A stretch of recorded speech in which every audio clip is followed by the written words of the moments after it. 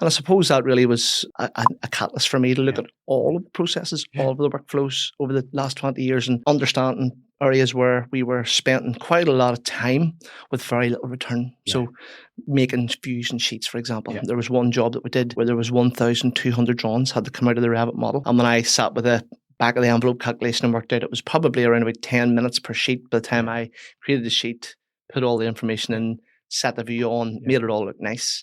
For 1,200 sheets, that worked out about 8 weeks' work for one person. And even the human side of that, to ask someone to spend 8 weeks of their life doing that. It's like I certainly wasn't going to do it. You know, oh my goodness. So it's dehumanizing, it's awful. So again, automation started coming into our workflows, and how do we actually make this faster? How do we automate this? How do we remove human error? Never in a sense to replace anyone as such. No. Always another feather in the cap for all of our team.